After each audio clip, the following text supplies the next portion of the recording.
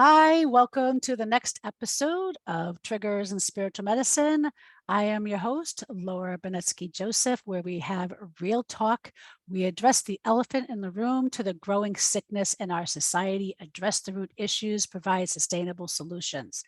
We hope, especially by addressing the intersectionality and connect the dots to the web of many of society's challenges, we hope to help others understand the trauma infection that impacts all areas of our life, including like addiction, domestic violence, racism, homelessness, sexual abuse, chronic health issues, cancer, environmental, climate, you name it. This is a collaborative program, and we hope to share new perspectives and solutions, healing and resolutions. Each episode addresses a certain trigger while offering spiritual medicine with at least 3 actionable tips or steps our listeners can take and implement. And because this is a collaborative program, we please ask that you become a Patreon supporter to help support these, help with gaining our visibility by sharing, liking, engaging, commenting, all those good things. And I am just so excited because like today we just said, Tina, like I just interviewed Dr. Jess Taylor, who's the episode that's going to be before this one. And Tina Swithin, who is literally one mom's battle. She is a fucking badass. And yes, I curse on this. And if you don't like it, you can move on. But I will say sometimes the triggers that we have on these episodes can be triggering, but you know, because they're difficult conversations. The one thing I've said that both even Dr. Jess and you have in common is that you both have a brilliant way of how you talk about difficult topics in a very wonderful way. Like you just have a natural gift. And before we go into like what your medicine is, and for those who don't know Tina, she is the founder again of One Mom's Battle. She did write a book called Divorcing a Narcissist. So thank you, Tina, for joining us. Can you start off just saying a little bit about yourself first before we go into what was that original trigger? Absolutely. So my life actually began in the family court system as an infant. My parents divorced when I was very young, and so this has, in a lot of odd ways, been a lifelong journey for me. I found myself in the family court system in 2009 and was representing myself. I could not afford an attorney due to extreme financial abuse. And like so many other people, I walked into the court system just believing that if I told the truth and explained the danger that my children were in, that we would all rally together and protect them. That is something that I think people need to really understand because, you know, victims, we are told there are laws to protect us. Where's domestic women have it in the game with family court? That's what society believes, right? I mean, we both shared our kind of stories, both with family courts. I just want to emphasize, especially for those who might be listening that maybe are not a survivor, but I guarantee you they're going to know somebody because the stats are so high. Right. Yeah.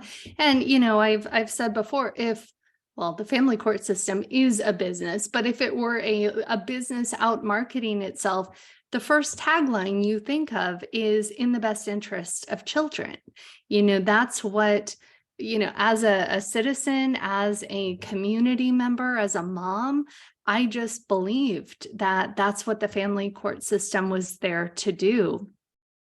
And so it was a really it's in the laws too. I know in Massachusetts, it says right on there, their focus is the best interest of the children. But as we chatted beforehand, the Supreme Court in Massachusetts ruled in favor, knowing their issue of best interest of the children is that dad, who they acknowledged was a domestic violence abuser because he had more money, therefore classified him as best interest of the children because mom didn't have money. Right, right. And it's think about that. That shows money, right? Yeah, absolutely. Not about the best interest, it's money. No, and I heard someone recently call it an industrial complex, and that's very much what it is. And For me, it was 2 years into my battle before I started really studying the system and understanding that we are truly just business transactions to them. And children,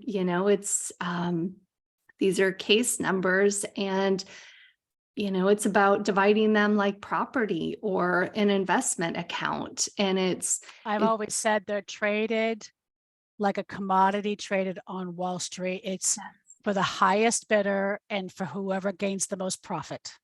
right. And that's scary. Like it's that's the pure definition of trafficking of children. right. And because there's no oversight, there's no regulation, there's no accountability in this system or transparency. And these people have complete immunity. There's no recourse. We have judges sitting on the bench who their orders have been directly responsible for a child's death, and they're still on the bench making decisions. And you would think that it would be a wake-up call for someone if they had that type of tragedy result from their orders, but it doesn't seem to make a difference. And I remember when I was volunteering for the National Coalition of Domestic Violence Conference, there was a mother, I think she was out of New Mexico, if I'm not mistaken. Her abuser decided to try to hang himself at the child's birthday party and had a restraining order. And make a long story short, she was forced to do unsupervised visitation with the restraining order with a guy who obviously has issues. And he didn't show back to return the kids. And she called saying he was in violation of the restraining order. And the police were like, he's the dad. He loves the kids. He's not going to hurt them. And you're a crazy mom, basically. Yeah.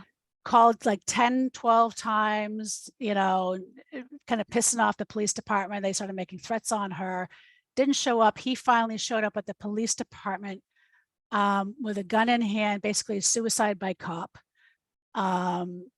He died. They opened up his truck with the bodies of all the children in the car. She sued the police department for failing to address the restraining order or to, whatever you call it, to enforce the restraining order. And it went all the way up to the Supreme Court, where the Supreme Court said that the police department does not have the authority to enforce the restraining order. And it's like, wait a minute, if they don't have the authority, then who does? I think she might be, if I'm not mistaken too, she may have been part indigenous. So it went to international tribunal courts. Okay. Where they found the Department of Justice argued same thing that the Supreme Court did. And the international tribunal courts found the US government in violation of 4 counts of human rights violations. But nothing's done, right? Nothing's done. Nothing's done to fix it. No, and you can take the same case and go into 10 different courtrooms, 10 different judges, and you will absolutely walk out with 10 drastically different court orders. And again, these are children's lives. The fact that we have judicial officers sitting on the bench with 0 training in even the 101 of domestic violence, if they are, right? I remember when Judge Salcido came out, was it 2013 or 14, with Children Lost in the System, talking about the training that she did get as a judge, that basically said if a mother comes in with allegations of abuse, to automatically disqualify her because she's on her period or she's mentally unstable. Right. Like, talk about misogyny right from the top, from the California government, like bam, right? Absolutely. No, and I've shared this story before. When my divorce was filed back in 2009, I typed my first court declarations from a laptop computer perched in the windowsill of my local women's shelter, where I had to flee with my children because I was afraid for my life. And I had to put it in the windowsill because back then they didn't have Wi-Fi. And I was trying to tap into a neighbor's Wi-Fi in the middle of the night, writing these declarations. I show up to court the next day, And the judge says, if you're starting out your divorce this way, you're both crazy. And I'm thinking, I'm in the women's shelter with my little girls, 2 and 4 years old. There's no empathy. I'm afraid for my life. And you're telling me that you're automatically lumping me into the high conflict category. And that's what so many of us face. It gets chalked up to two people who can't put their differences aside. But most of the time, it is an abusive individual and someone who is terrified of this person. Or as like Dr. Jess Taylor put it, I think she put it on Twitter or one of those feeds. She said, a woman that tries to assert her truth or seek protection or say enough, I don't want to be abused, and those type of things. She's crazy. She's unstable. She's mentally ill. She's crazy, all those things. Right. But a man who shoots up a school, murders or kills his wife and children, which is, by the way, let's just, if we can for a second, just honor what Catherine Kassenhoff went through, because I just, like, that case just impacted me. And I am praying, if there's anybody here with connections in New York, especially in the government or federal, please investigate Alan Kassenhoff. I have serious concerns about him making statements on how much he hates his kids. Yeah. And because of the social media, those of us who know that this is actually a very dangerous time for his children right now, because we don't know what he's capable of, but Absolutely. The public doesn't. And this is a safety issue. And I'm praying that somebody intervenes and does something to protect those three girls, because, they just say, oh, well, they're mentally unstable, right? They kill their family as they shoot up a school, or they, whatever, right? They're mentally unstable. We need to help them. Right. But it's like a woman, it goes back to 100 years ago, right? It's what, like Jess even says in her new book, the Trauma Impact Manual, where it's like, 100 years ago, right? We were thrown into an insane asylum just to silence us. Today, they are throwing us into a prison to silence us. Massachusetts even has a $15 million women's prison they're trying to build. And I go, what? So family court judges can throw in more victims of sexual assault and domestic violence so that that way we can't say, Your Honor, you are violating my human rights. Yeah. Yeah. I have a right to bodily autonomy. I have a right to freedom. I have a right to not be abused and sexually assaulted every day. Like, I mean. Well, there's a case out of South Dakota right now where, this man abused his wife and two daughters. He was found guilty. He served jail time. Then he broke a no contact order. He entered their home wearing gloves so that he didn't leave fingerprints. And they just flipped custody and gave him full custody of the 15-year-old daughter. So she's now gone on the run because she is terrified for her life that he will kill her. And mom is very possibly going to jail because it's scary. I mean, we have a case here that happened last year, not to, like, literally within 5 to 10 miles of my house. We have a DA that claims to be pro DV, but is not. He is pro abuser, pro white men, especially. He's very racist in his ideology. I think we might have the same DA on different sides. Right. And so there is a woman out of Situate, Massachusetts, who nobody was saying, like, is going to believe that she was a victim. So she recorded her abuser threatening to kill the 1-year-old child. And she went to the DA for help on this. So instead of getting the help, the DA instead turned around and prosecuted her for wiretapping. I've heard this story. I know what you're talking about. Terrifying. Yep. And this is what happened. And it is egregious, because, we're told that nobody believes us. We try to find ways. Women don't know when they're in a safety issue, whether it's illegal or not. They're just thinking, save my life. Yes. And to think that a woman goes through that to say, please save my life. And instead she's got a criminal record now because the DA chose to prosecute her and not the man who threatened to kill the baby. Right. And then it's so, you go into court. That's DA Tim Cruz, by the way, of Plymouth County, for those who want to know. And we did try to unseat him in the DA election, but he tried to make it a racist issue. This is where the intersectionality comes in, right? Right. And saying, well, if we elect this other candidate who just happens to be a Black man, he's going to have favors, and all the black men are going to come out of jail and terrorize the neighborhoods. Instead of really realizing, no, he's not going to do that. He's actually going to hold the white wealthy men accountable who are cutting off GPS bracelets routinely, and they're going, well, sorry, nothing we can do. Put it back on. Right. Or it's like, and in my case, he was the DA in my case, and they sat there like, I just can't even. I do write it in both of these books. I just don't mention his name, but I'm mentioning it on this podcast, and I really don't give a rat's ass, because he either needs to, he's the DA that's the scary type that shows up to all the publicity, and and what he actually does in the DA's office is the actual opposite. Right. And we have to be, speaking their names, because that's where we will see change and then you saying his name will likely bring other women together to say, I've had this experience, and there is power in numbers. Yes. And that's where, it's difficult to get media to cover a single story unless it's an absolute tragedy and a life has been lost. But, I see it in the work I do. When we're able to connect 5 people who have the same story with the same person, then the media is more likely to pick up on it. And yes. I believe change, that is where we see a lot of the change coming, is from the exposure. So, well, I think it's a little different today than it was like when I was going through the peak of my case. I was doing the case research, trying to unseat this judge who was granting custody in Plymouth County, Massachusetts, Plymouth Brockton courts, to documented abusers, rapists, and pedophiles.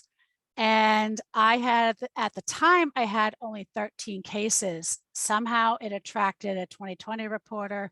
I just said, I have no idea. Nothing came out of it. Mm-hmm. But I said, the fact that they reached out to me says I must be onto something, right? Absolutely. What ended up happening is we were hot on the money trail. My abusers, this goes to show you the corruption.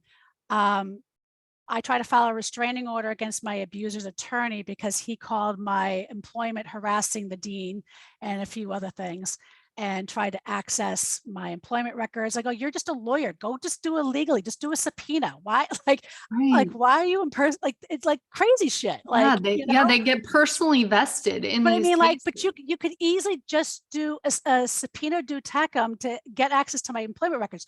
Why are you impersonating me trying to get it? Like, it just didn't make sense. So I tried to get a restraining order. He sat there in front of the judge in this other court and said, Your Honor, she's going to jail anyway. Nothing you can do. She's going to jail anyway, right? And so I did a blog post saying, how does this man know I'm going to jail anyway, unless it's premeditated, prearranged, or he just purged it in court? And guess what? When I went 2 weeks later in front of this other judge, the room was filled with 5 or 6 bailiffs. So when I got up, it was already premeditated, and they escorted me in handcuffs, and I went to jail. Plus, while also denying my right to a lawyer. And so it was 30-day sentence plus six months of criminal court community service, cost me my job at the college. And then they wanted to throw me in jail for another 6 months. This is a family court judge. Okay. And people need to understand this shit happens, right? Absolutely. And from what I'm hearing from the DV agencies, I don't know if you're seeing it too, Tina, but they're saying like what I went through, it's a hell of a lot worse today than it was when I went through it almost this time 10 years ago, because it was Memorial Day weekend 10 years ago when I was incarcerated. Right. And I go, And that is why they want to build, that's the real reason why they want to build a $50 million women's prison.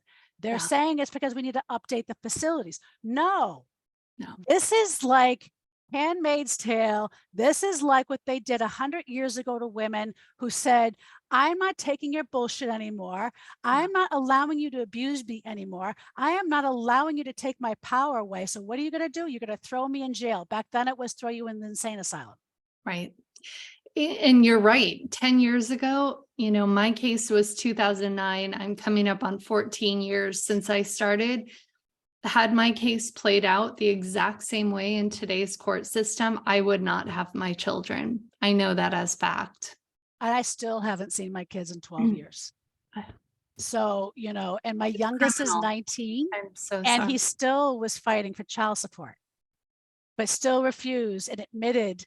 My lawyer, by the way, I got a new one, filed a complaint with the judge because the other lawyer made some sexist, abusive comments and got into her face and started screaming and yelling, trying to intimidate. She was a Black woman, by the way, and this is a white Anglo-Saxon male. And she filed a complaint and the judge basically said, not my problem, deal with it outside my courtroom. And if she can't feel safe as my lawyer in the courtroom, I mean, she left there trembling and I'm sitting there going, Houston, we have a problem. Huge. Yeah, you do. So tell me what, I know you wrote a book, so all this stuff happened, Tina, for you, right? And what was the trigger to write the book? So what made you write a book? Like where did that come from? Yeah. So the first book I wrote I started writing it in 2012. It was really, I went from truly believing I was the only mom in the world, which is why I called it One Mom's Battle, going through this. I didn't know anyone else. No one was talking about these issues online. Isn't it amazing that the stats are up to 80% of abusers get custody in the courts, and everybody thinks they're the only one going through it because that's how much they silence us. Right. And back then it was truly the entire issue was silence. No one was talking about it. I mean, I tried to Google every possible, combination of words, trying to find communities, trying to find support. You couldn't even find, an article on narcissism back then. And now you can't get away from it. It's exploded, that topic. And so I really did believe I was the only person. And I would walk out of the courtroom, that was 2 years into my battle. And I had started the blog first. And it was almost a way for me to capture what was happening. And I would go back and read it and go, that really happened. I'm not nuts. You feel Isn't like it crazy? We have to go like this, right? Yeah, it was a way of memorializing it, that this just happened in court because it defied logic. And when I would tell these stories to people about what happened on a certain court date, and I'm representing myself, so I'm completely, a deer in headlights, and they would look at me sideways. And first of all, it didn't make sense to them because you can't make sense of what's happening in family court. And then the second thing I could see, either they were thinking it or some would say it, is what's the other side to the story? There has to be more to this because it doesn't make sense. So I've had so many tell me, and police officers will say, Laura, you had to have done something wrong to get this. What did you do?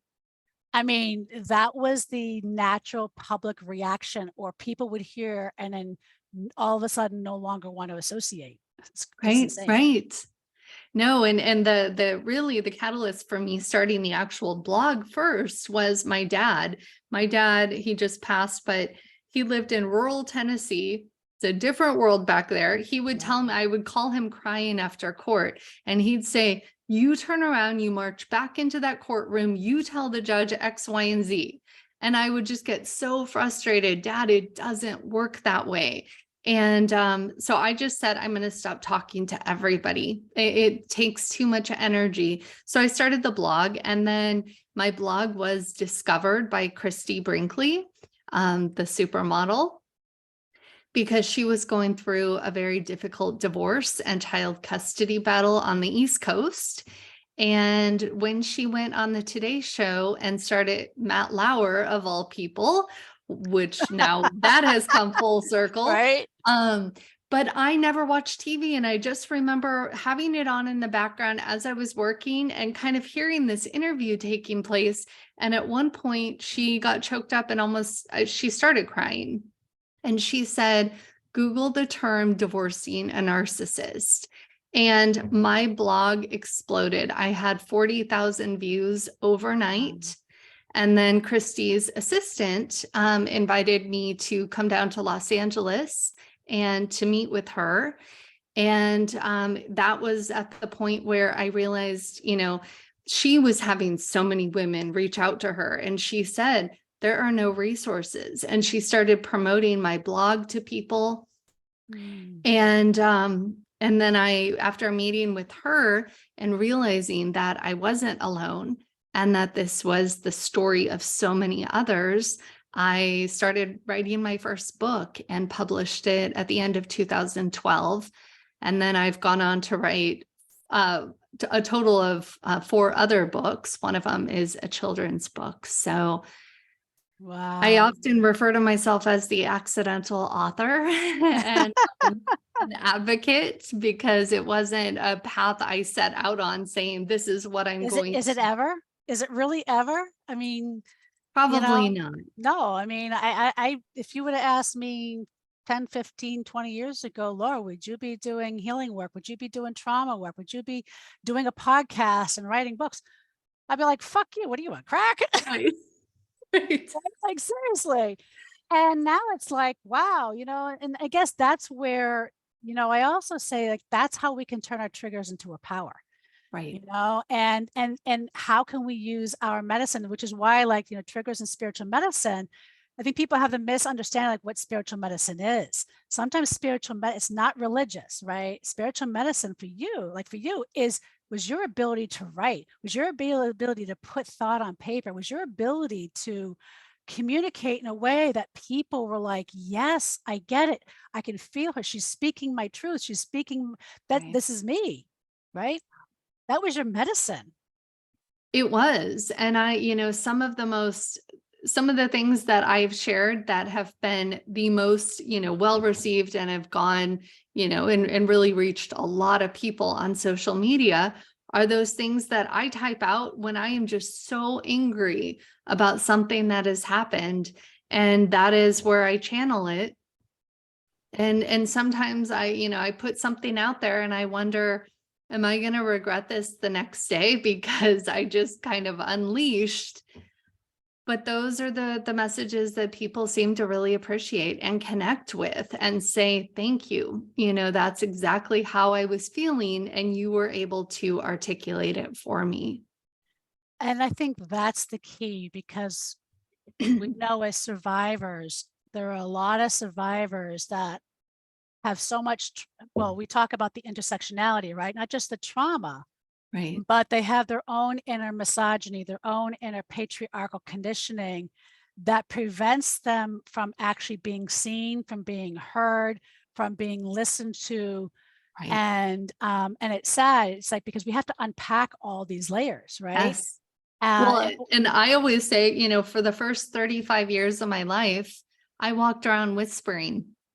I was as small as I could possibly be. And then when all of this started, I was actually 34. I feel like someone has put a megaphone in my hand and it is permanently affixed there. And I have a lot of time to make up for, because you're right. It's, we're taught to smile and be quiet and, no more. Yes.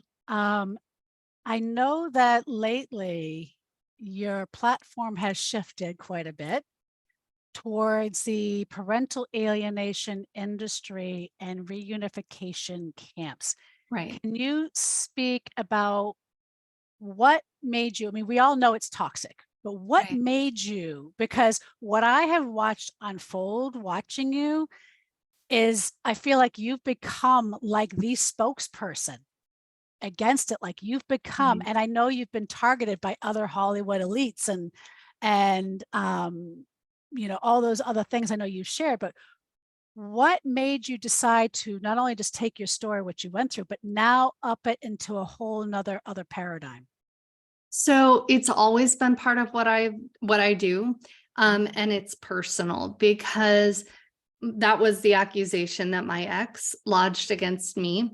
Gotcha. I can still hear him, as I'm fleeing with my little girl in my arms, walking behind me and just yelling, parental alienator, PAS, PAS, PAS, chanting at me. That was his, when the perpetrator tries to turn the tables, it can become a legal strategy, and they try to make us out to be the problem. The reason my daughters were afraid of him, the reason my daughters didn't want to go in the car with him during his parenting time was because he never cared about them during our relationship. He didn't have a bond with them. And B, he was scary. And I remember even being married and hearing my friends talk about when their husband came home from work and the kids would run to him and he would do story time or bath time or whatever it was. And I just thought, wow, that is not what happens in my house. He walks through the door, we're all gauging, how dark is his energy right now, how scary is he going to be. And my oldest daughter would literally run and go behind me when he walked in the door. And so to go from that, and one of the biggest arguments in our marriage was because I didn't understand that he wasn't capable of bonding. Spend time with them. They are amazing little humans, get to know them. But it was only when cameras were on, or Same when with my people ex. were, yeah, or when My people were my my ex watching. my ex was more concerned with having fun, and I'll never forget this one time with my oldest. He people would come to my house and he would introduce, and my oldest would come up like, "Hi, hi," and then my second one would come and he would ignore my oldest and he'd be like, he Right. would only introduce the second one. I mean, my heart would just break because I'm going, "Oh Break. my God, do you Yeah. realize what you just did?" Yeah. And and I'm a grandmother now, and I have no access to my kids, and they, because I remember at one point when he finally did get custody, he admitted this in court, and I still can't believe the court even allowed this and still gave him custody. He told my kids, my youngest, who's 4 years old at the time, that I was just a surrogate. I wasn't her biological mother. And that he also admitted that he wanted my kids to completely forget that the entire maternal side of the family existed. That was his mission, was to annihilate any memory of the entire maternal side of the family. And the Right. courts, and he admitted and testified in court that he had no intention of ever abiding by court orders Right. or anything, and to this day has failed to comply, which is why I haven't seen my kids since 2011. And because I exhausted 325,000, put me to the point of homelessness, and I go, I mean, what am I going to do now? I mean, it's like Right. there's nothing I can do. Right. So, unless you have the money, they punished me. So they sanctioned me 20 grand for him violating court order. No, So and it's like, the salt in the wound is that what they're accusing us of doing is what they're actually doing, doing just like in exactly. your case, but there's such, and it's been a trigger topic for me for so many years, is moms using the word alienation to Me too. describe what is happening to them. And I always try to meet them where they are and say, yes, these individuals set out, that is their goal, is to use the kids to destroy you, whether through the court or by turning them against you. But don't use that word. It belongs to the father's rights movement.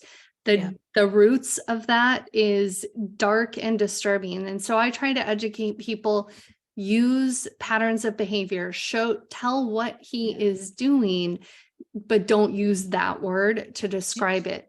Unless you want to further the father's rights movement, because that word is, it doesn't help you, it helps them, right? That word is the reason our system is the way it is. Do you use words like to encourage it? Because I've used post-separation abuse, use domestic violence by proxy, maternal deprivation. Right. You know, those are the words I know I have encouraged mothers to use. Right. And I tell people, you know, those words aren't typically recognized by the court, you know, that allows them to put that crazy stamp on us, which they love to do. So, you know, for healing purposes, for validation on what you're going through, those are the words that I would use, or I would encourage people to use. But in the courtroom, I wouldn't use any words. You know, the way I describe it, I protected my kids and terminated parental rights in the end because my ex-husband was a sociopath. But I never walked into court and called him a sociopath. I've never used that word. That's a great distinction right there, which, you know, please elaborate just a little more on that, because people need to understand there's a difference between, you know, it's like I had the police department say to me once, we know he's doing this, but there's a difference between knowing and actually proving it in court, right? So, right. And so one of the things that I believe protected my kids is documentation.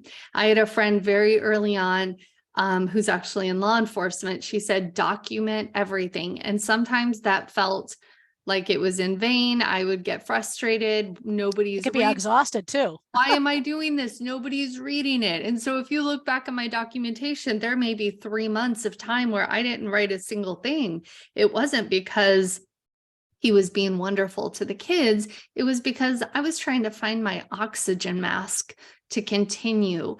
But, you know, for me, it was documenting everything, showing patterns of behavior, and then being able to articulate that in court. And I'll tell you, you know, can you just repeat that piece, what you just said, if you can remember what you just said, because that is so important that moms need to hear. Is, you know, documenting everything and then finding the patterns of behavior. It's one of the things I teach people is my documentation system, because working to find exactly, we could go in and say he's a horrible person, the kids are scared of him. Like you said, what is the proof? You know, it's over a period of time, it's documenting, and then taking the main categories, if it's neglect, if it's, you know, abuse, whatever it is, and then showing the patterns of behavior. So over a period of time, you know, this started back in at this date and it has continued. And here are examples of that. And, you know, that, and I'm going to, you know, the reality is, the majority of individuals who work in the family court system are just part of the racket. But every once in a while, you will find that rare unicorn who is in it for the right reasons. And if you have all of the, you know, for me, it was year 6 of documenting and really studying the system and understanding it. Yeah.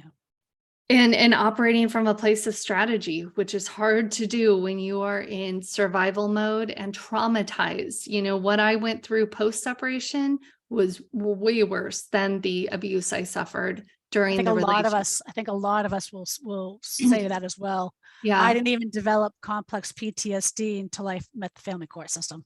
Yeah, absolutely. You know, but there are those in the system. You never know. This is such an unpredictable journey with an unpredictable person that you're up against. And so for me, it was at year 6 where a second child custody evaluator was appointed, and he really did care. And by that point, I had become very skilled with documentation. And so when I sat down with him, I was able to lay it out and articulate it in a way that I knew would register with him, and it did. And so, 98% of my documentation That's has really fun. I just want to repeat that. To yeah, document it in a way and communicate it in a way that would resonate with the judge. That is a skill that is hard to learn, but mothers need to really understand. I just wanted just to reemphasize that. right, because nothing in family court is logical. For me, it was I started sitting in the courtroom. I started studying it. I started studying the judge. I remember at one point I was sitting in there. I had like a 2-hour break from work, and I would just go sit in the court during any time I had off. And I remember the judge said to me, "Swithin, you're not on calendar. What are you here for?" And I said, "Your Honor, I'm just an observer." And I would just study his actions, what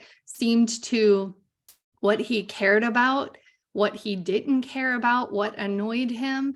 There were times I would walk into court and my ex would be asking for a continuance, which was part of his personal strategy. And I remember I would read the judge and go, "He's in a really bad mood today." And while I went in there with the intention of fighting the continuance, I would shift and go, "Absolutely, I agree to that." Mm, Because whether it was that he spilled coffee on his lap on his way to work, whatever the reason, he was in a bad mood and I didn't want him to make a decision about my kids. Um, that's it's a lot of why I'm still in this is because, and I'll say it is the worst part of what I do. I hate it. I hate having to teach people to be strategic when they should just be able to go in and tell the truth and have their children protected. That's what these people are here for. We are just a case number to them. And so I and it's all just about money, though. Some of the judges are real. I keep remembering the judge in Pennsylvania who was found guilty and sent to jail. But I said we need more. We actually need more, and I would love to find somebody, whoever wants to investigate how that case broke, right. because that the Cash for Kids program is why he was convicted. Right. Whether or not it's because it was district court and that's why he was, it was investigated, because they don't investigate family court. There's somehow like an immunity thing where it's like family court judges for some reason are untouchable, Untouchable. you Yep. know, like there's more accountability with all the other judicial branches, but not the family court. And Right. that's a problem. So for those who don't know, please explain how you got involved in the reunification camps, what they are, Sure. and why it's so important. So with the reunification camps, I've been hearing these stories for over a decade, and it's usually with my coaching clients. And the problem with most of those cases is that when a child is taken into a reunification camp, which is based on this entire concept of parental alienation, which if you don't understand the history of it, I encourage you to research it. Alienationindustry.com will walk you through the background. These reunification camps, it really, the origin of it was a few very disturbed people coming together with ex-members of a cult, the Synanon cult down in Los Angeles. And they formed these 4-day intensive reunification camps using the same tactics that are used in cults, threat therapy. It's horrific. And the entire goal of the camp is to force children into a relationship with a parent that they've rejected. And a lot of the times they've been abused by that parent, and there's proof. And so what child would? You can't force a bond. And so that is the I, I whole. met I met one of the survivors last year, and her story was horrific, including allegations that she was assaulted in the camp. Yeah. Yeah. So I've been hearing these stories for over a decade, but most of the time there are gag orders handed down. And so people can't publicly speak about it. But I would have moms come to me and tell me during our time together what had unfolded. When the kids are taken by transporters, it's just like you would imagine. It's the same people actually who take kids into wilderness camps, conversion camps, all of these things by force. We have a lot of the videos, and it is traumatizing. I can't watch them with the sound up. I am haunted by the screams of these children. And so they're taken against their will I shared a lot with the Maya and Sebastian story, and yeah. And that, people that didn't know, and they were like, Right. this stuff actually exists. So watch this, and you tell me if this is okay. That is Because I think that really case really opened up the eyes to a lot of people who did not know that this stuff exists, or said, well, maybe these kids are troubled.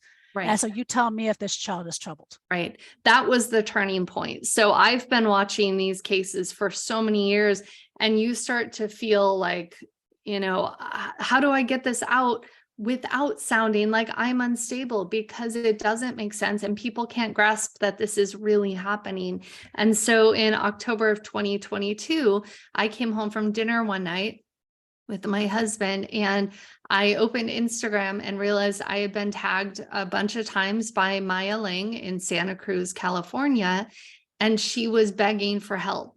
She was being sent to, it had been ordered that she and her little brother go into this reunification camp owned by Lynn Steinberg in Los Angeles. And by the time I connected with her, they were already in front of her house, the transport agents. And so I'm sending, a message to her, trying to make sure they're okay.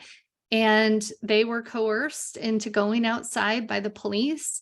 And then, now the video has gone viral. Over 40 million people have watched what happened next. And That, what it's, and again, TikTok, the one platform right, that Congress wants to ban, not right, Facebook, not Instagram, who has right. been interfering with political elections and stuff, but TikTok, not only just with the Maya and Sebastian case, but the Catherine Kasanoff, Right.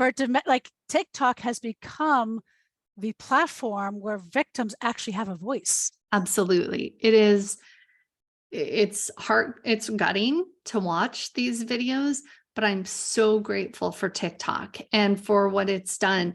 And, Maya coming forward and sharing her story, and people watching, and people from all over the world, literally all over the world, emailing me or messaging and saying, how is this happening in the United States? I'm like, this is happening in every state in the US.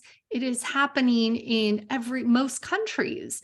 They're operating out of South Africa. They're operating out of the UK. They're everywhere. Canada is a hotbed for reunification camps. We've just never seen it until now. But Maya's bravery in coming forward has now encouraged other kids to come forward. There have been, I believe, 7 in the past 7 months who have reached out pretty much once a month and said, I'm at risk. I've already been ordered into these camps. We now have 4 kids. Maya and Sebastian just ran away after 7 months. And these people who own the camps. And it was supposed to be a 4-day camp, right? And they were taken away. No school, no therapy, Right. no doctors, no family, no friends for 7 months. Anybody who knows anything about brainwashing techniques, on how long it takes to brainwash somebody, when you take them and remove them from anything, like their entire life, Right. it doesn't take long. And they had them for 7 months and they still didn't succeed. And that's really a testament to Maya's determination. Yeah. I mean, she is going to go hopefully far and wide. Yeah. And hopefully at her young age, she'll be starting her own mission, Yeah. piggybacking off of like what She'll be you've the done too. change. Yeah, She'll she'll be be the the change. change. She will.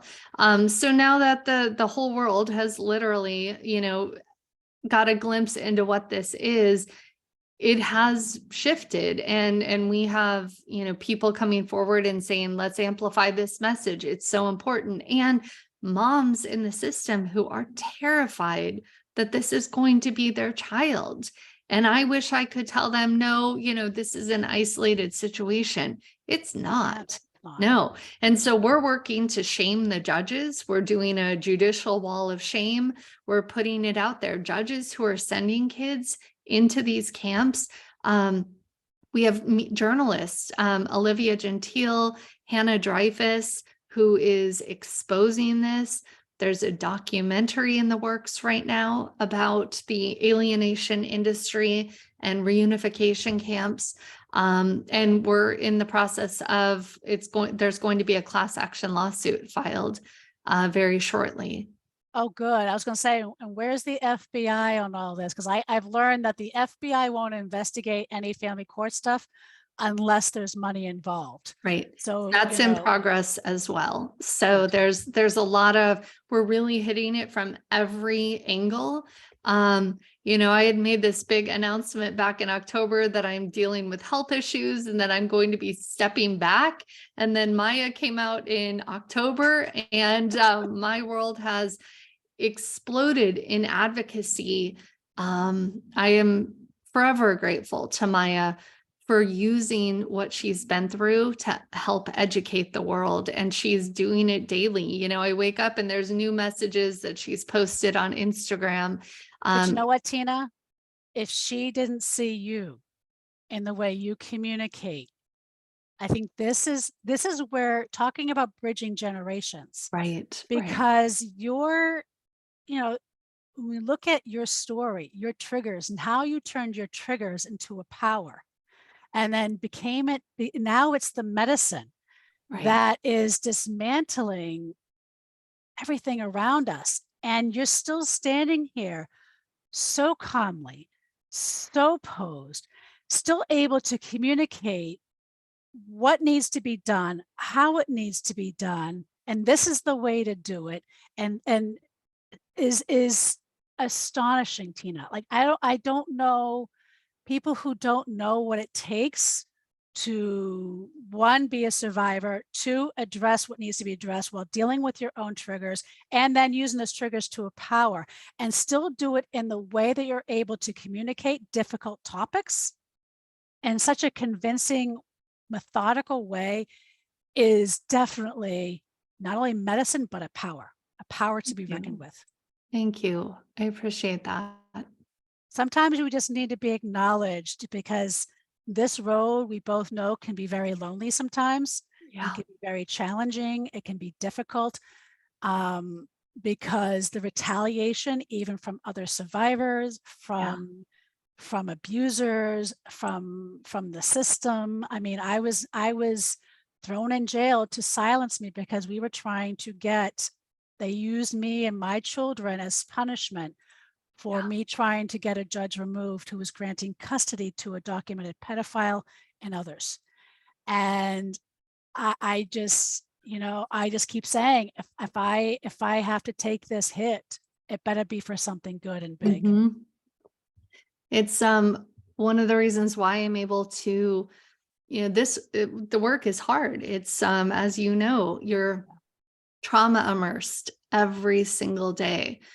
But for me, I think part of it is survivor guilt. I can't leave these people behind. I know when I get their messages, exactly, it puts me right back into that place where I feel like I'm in their shoes with them.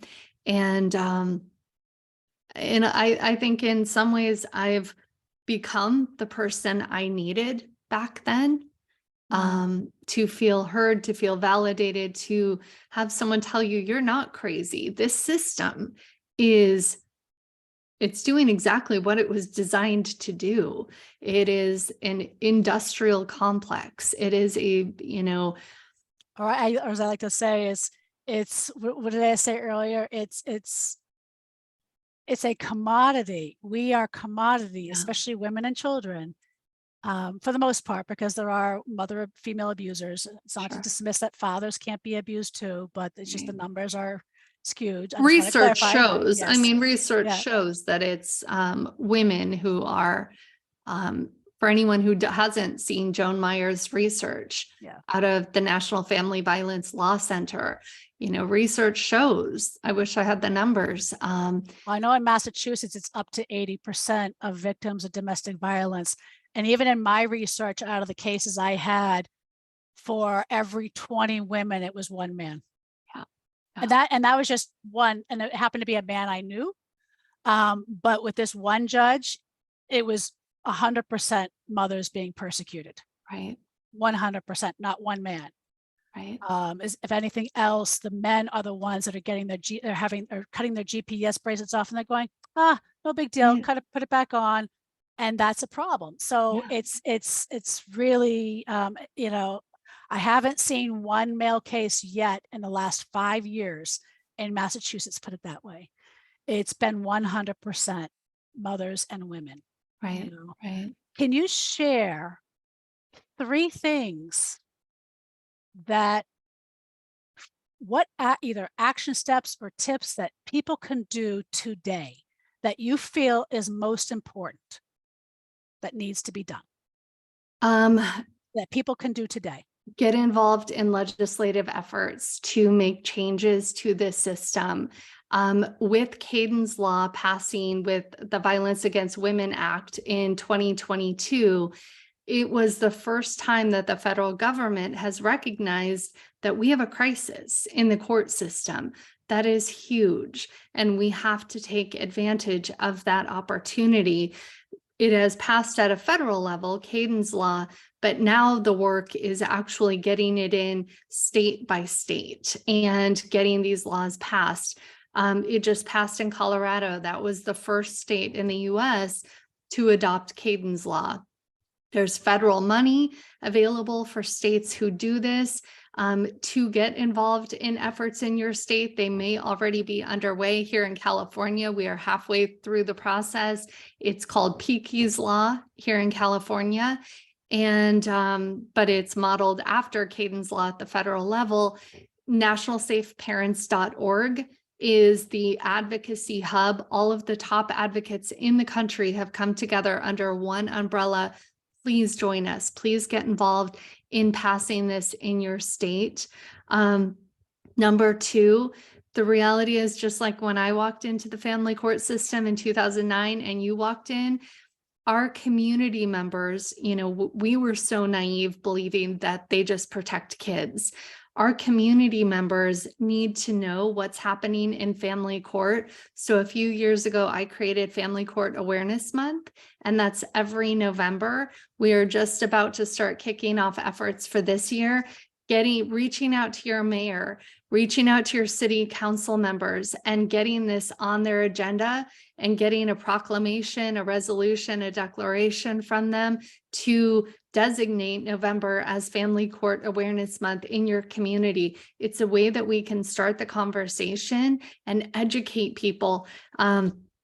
Sandy Ross, who is our executive director, and we join Zoom calls for city council meetings all across the country. In November, our calendars are booked. I will get on there and give a 2-minute speech and help educate your community on what's happening. And so familycourtawarenessmonth.com. And then number 3, I would say learn your local system like the back of your hand. You have to study this. The people who are able, there's the healing journey with your therapist, but it's almost compartmentalizing this and thinking of it as a project or a part-time job, or that's what I had to do, to be able to say, I'm clocking in right now. This is my time to work on my case or to educate myself on the players in my system. I would say you learn it to the point where you know who the bad seeds are in the system, and you can go conflict to them out. Like if there were a really crooked custody evaluator that hit my radar, I would go have a meeting with that person under the guise of, I want to learn, about this process, what I could be doing better. You consult with them. They cannot come onto your case. Those are the things that I wish I would have known back then. But it's so much of this is about That's so strategy. true. That is so true. Like we don't think it like that, right? And oh, I There can't are come case rings, because yeah. yeah, there are rings of collusion and corruption in most court systems. And, it ranges from just, us as business transactions to really sinister things taking place. And it's a racket. So really, really learn who is in your system, who to stay away from, who to gravitate towards. And yeah, it's important. Wow. We went pretty deep today. So We did. please share how people can get a hold of you. I know you're bombarded, Yeah. but even if they want to just learn more, I know you do a lot of free content on social media. So what's the Yeah. best way for people to find your messages, your medicine, all of that? OneMomsBattle.com is our website. It's the hub for everything. That's the handle for all of our social media channels.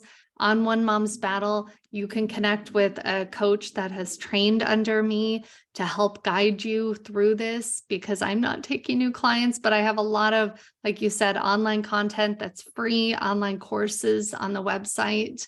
And join our communities. We have state chapters of One Mom's Battle you can find on the website, because connecting with others in your state or in your country, you can't do this alone. You have to have support and sisterhood, and Yes. Well, sometimes brotherhood. well, thank you so much, Tina. It was such a joy having you. And until next time, for those again, if you love this episode, please make sure you share, like. This is a collaborative effort. This is not a profit model podcast. So your efforts to help share this message, share these episodes is hugely important. And if you like, please become a Patreon member. Thank you for joining us. Until next time.